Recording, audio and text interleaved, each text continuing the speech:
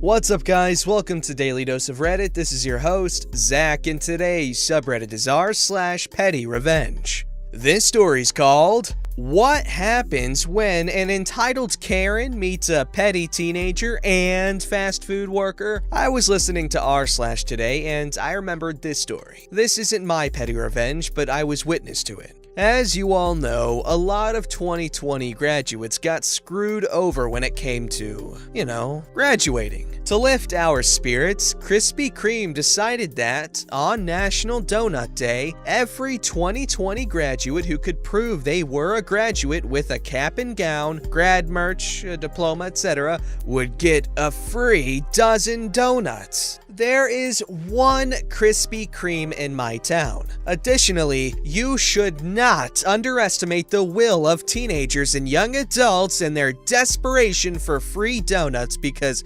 by God, there were cars in droves wrapping around the Krispy Kreme and into the road for free donuts. Now, I need to describe the Krispy Kreme in order for this to make sense. There's a tiny building, and there's two entrances, one closer to the drive-thru, one to the parking lot. Due to the overwhelming amount of customers, there were people entering and getting in line through the parking lot entrance and wrapping around in a zigzaggy-like line around the parked cars. My sister and I were waiting in line like good noodles, but as we inched closer to the front, this Karen-esque obese woman in a muted orange Jeep rolled up beside us through the drive-thru entrance. We laughed. No way was anyone gonna let her in, because like I said, young broke adults and free donuts. Plus, some of us have been waiting there for over an hour, so if Karen here thought us ravenous children were just gonna scooch her on in, she was sorely mistaken. Well, Karen didn't stop trying to merge in, and what you've yet to know, readers, is that my sister takes no bullcrap from the people who think they can just ram little cars over and get their way. So she floored it and got on the ass of the car in front of us, glaring at Karen. Karen is screaming at us, blowing her horn and inching closer and closer. Insert relevant look? Suddenly, Karen floored it and screeched towards the passenger door where I was sitting, slamming on the brake just as her car was about to hit us. Both of us, and probably a lot of other people, screamed, relevant? But she continued to lay on her horn, claiming we cut her off. I decided we should not engage in the crazy and ignored her. My sister, however, is not like me. She was boiling that this woman almost hit us. Karen had merged in behind us because I guess the car didn't want to be almost hit like we were, and Karen refused to back up. So she rolled down the windows. I'm like, Bonnie, don't do anything stupid. She'll rear-end us. And Bonnie said, let her. She can pay for it then. Karen wanted to order special donuts, apparently, and was being stupidly specific with each one. Or at least that's what little I heard over my sister's petty revenge. Bonnie pulled up a playlist of graduation music. The type they play as you walk across the stage to freedom, or to a 9-to-5, and watching in her rear mirror. Every time Karen opened her mouth, she cranked the radio as loud as it would go, drowning her out. Karen would lay on her horn, demanding we shut up. Bonnie would turn it down. Karen would start to order again. Bonnie would turn it back up. I was laughing hysterically for the few minutes it lasted, and Bonnie was grinning until I said, listen, Bonnie, the people behind us want their donuts. Reluctantly, Bonnie gave in and rounded the corner to get our donuts. We could hear Karen screaming her order now. They better get them right! As we pulled up, they asked for proof, and the girl said, 1 dozen donuts, gotcha, and ducked back inside. We waited. Karen rolled in behind us. A different worker appeared at the window. She leaned out. Did you get helped? She had asked. Yeah, I said. We did. We're just waiting. The worker glanced out of the corner of her eye at the orange Jeep. She looked at us, then back at Karen. Karen blew on her horn again, likely demanding we hurry up. It was like a light bulb flashed and a grin appeared on her face. "Here you are," she exclaimed, passing 2 boxes of donuts through the window. "Enjoy and congratulations." My sister and I were too stunned to say anything. assuming she saw the two of us and presumed we were both grads. So we took our donuts and left, laughing at our good fortune. Wanting to eat a donut, I popped open the top box and gasped. A special 12 dozen donuts. I was staring at it, then glanced at Bonnie. These were specifically ordered, not an assorted dozen, nor were they the special 2020 box that we received as me being a grad. On top of the box was written, "Special order." Bonnie, a quivering laugh escaping my lips. We stole Karen's donuts? Yo, Krispy Kreme is so good. I haven't had it very many times, but the few times I've had it were very special. The texture that they have in those donuts should be illegal. It's like insanely addictive. You eat one and you're like, wow, I want another one. So you eat another one, and then like you keep doing that, and like you don't notice that you ate like 5 donuts, and like you're a fat ass now, and there's nothing you can do about it. This story's called, "Don't Wanna Play How We Agreed? You're Gonna Have a Bad Time." This will be just a quick one that popped into my head from childhood. Me and my friend, Mary, knew each other our whole lives due to our moms being friends before us. We would go over to each other's houses and play on the weekends, which was nice sometimes, but other times, Mary would be bossy, emotionally manipulative, and moody. It all makes sense if you looked at her family and how they would be constantly yelling and arguing. I would pick up on all these emotional changes and try to comply with her from one moment to the next, thinking that this was a normal friendship. I did not have a lot of experience with friends at the time due to homeschooling, so things carried on this way for a while. However, this particular time was enough to get some retaliation from me, which I wouldn't be so proud of if I said it now, but hey, I was a kid. We have just recently come up with the rule that whoever's house we were at, we would do what the person who lived there wanted to do. I was perfectly fine following her rules because we were at her house and she was happy. But here comes next weekend where we were at my house and I'm all excited to do the things I want. We were fine for a while, but then all of a sudden, Mary doesn't want to do this or that. I told her that we agreed on these rules. When Mary spits out, "I don't follow anyone's rules, even my parents." This is where things just clicked, and before I knew it, I said, "No wonder your parents yell at you all the time." She just looked at me with deer in headlight eyes and started bawling. Mary went and told my mom what I did, and I got chewed out for it, but it was worth it. Just so there's no misunderstanding, we are very good friends now, and Mary has grown to be an amazing, beautiful person. Thanks for reading. I'm pretty sure I was a brat when I was a kid. Because of divorce, I was raised as an only child for a long time, and so I wasn't fond of the idea of sharing, so I was a brat, much like Mary was, so I'm glad to see that she grew out of it and she's a good person now, because kids don't really have the most control over their behavior, and a lot of their behavior is learned behavior. This story's called, "Still Parking Here? Feel My Wrath." So here's the story. I live in an apartment complex with 30 plus occupants. Every week, our garbage is collected from the 2 containers we all share. Both containers are completely filled each week. Every Tuesday night, the containers are placed outside the gates, and Wednesday morning, we are blessed with empty containers for the next week. Sometime at the end of last year, a scooter appeared at the spot reserved for garbage collection.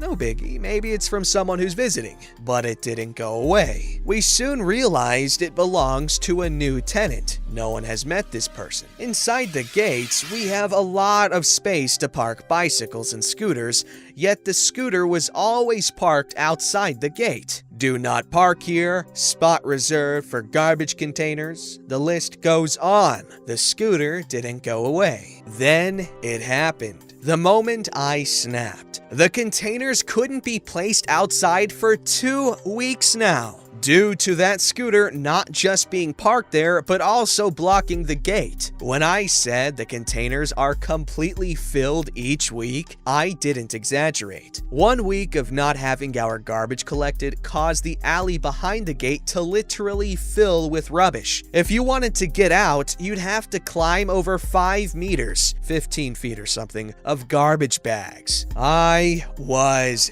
done. I took out the trash that night and make this person have a taste of his own medicine. I could barely roll the containers past the scooter. I placed them right next to it. Next up, the loose garbage bags. I stacked every bag close to the scooter, not touching it, but just close enough. We couldn't get out of the gate, now your scooter can't get out. I made a masterpiece. I was proud. Now please park your scooter inside the gate. Edit! Just to answer some often asked questions, we did call management, but they did what we expected, which was nothing. I moved the scooter a few times, but because of a wheel lock, it's hard to move, and it's not my job to move it anyway. Throwing the scooter in the bin and having it collected will stay a happy thought for me. I'm a passive-aggressive butthole, not a piece of crap. Then again, there's a camera outside, so I wouldn't even dare to do it. I absolutely hate living in an area where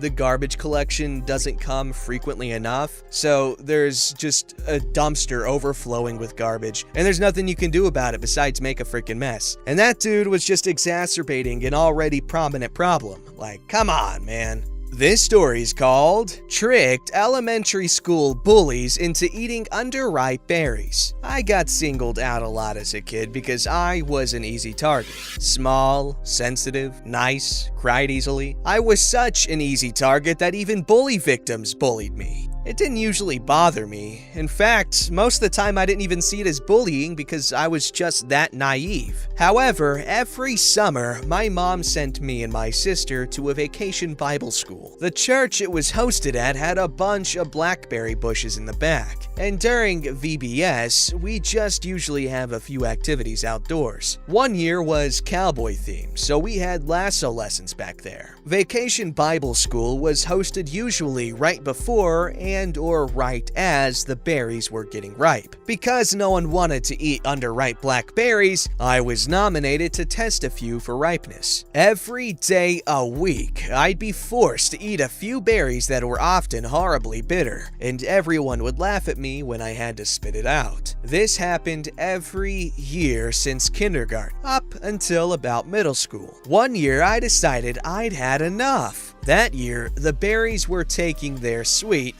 time to ripen, and by Friday, they looked ripe. As usual, I was nominated to sample the berries. Mustering up every ounce of courage and effort I had, I popped one in my mouth. My eyes widened in delight. Wow, they're so sweet! I don't think they've ever been as good as this year. My stomach twisted as my throat convulsed. I wanted to spit onto the cement, the bitter taste still prominent on my tongue. No one noticed, as they had already pushed past me to get their own berries. I was wiping my tongue on my sleeve as they plucked handfuls of berries. All at once, berries flew into mouths. All at once, berries were spat onto the sidewalk. A cacophony of tormented wails arose as they realized that no, they weren't ripe. The berries weren't sweet at all. They tasted awful. I was laughing at them just as hard as they would laugh at me, but harder. As terrible as the berries tasted, they were indeed the sweetest I'd ever had, as they were sweetened with revenge. That was some pretty good revenge, and those kids were jerks, but I'm sure that felt pretty good, giving them a literal taste of their own medicine. This story's called Neighbor Didn't Like How I Did My Own Lawn.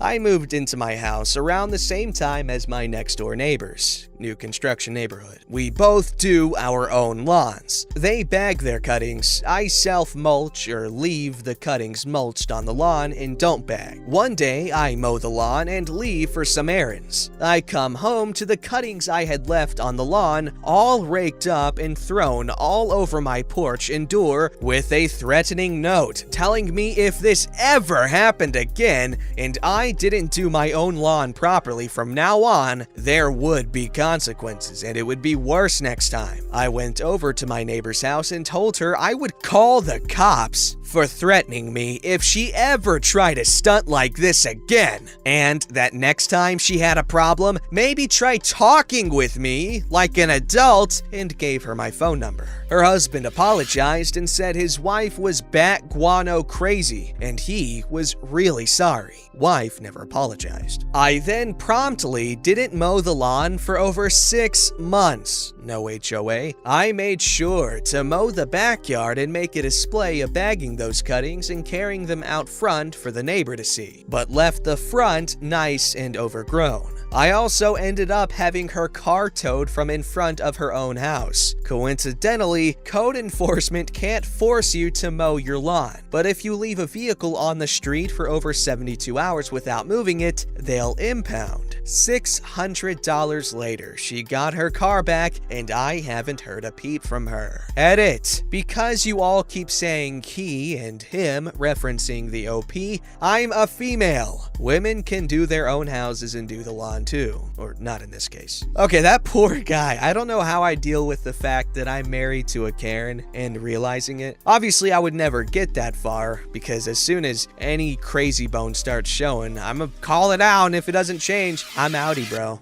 This story's called Force Me to Work Past My 2 Weeks Notice? Fine, I'll just take my extra week off using sick time. My bosses are jerks and the company culture is trash. Ever since day one of my job, my bosses cared little about my work and about my well-being in general. They never transitioned me properly through training and never had time for me because they don't know anything about my work. I had to self-train myself, leading me to making redundant statements on Reddit posts.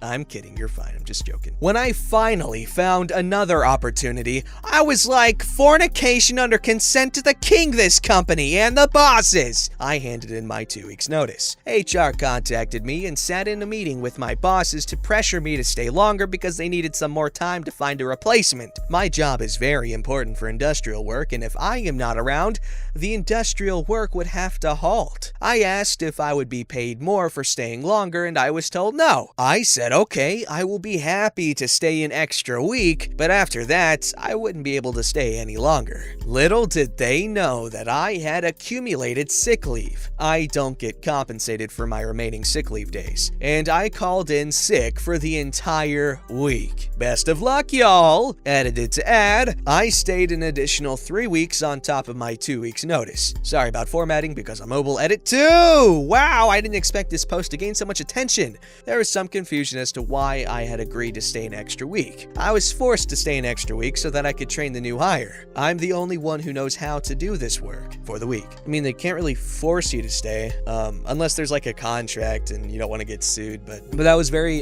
nice of you to stick around to hire replacements. But keep in mind when you do stuff like this and you are actually that vital as personnel, if you halt the entire business or whatever, innocent people are gonna be out of a job for a little while. So keep that in mind when you're planning to halt your place of business. Don't forget to like, subscribe, and hit that bell to never miss an episode.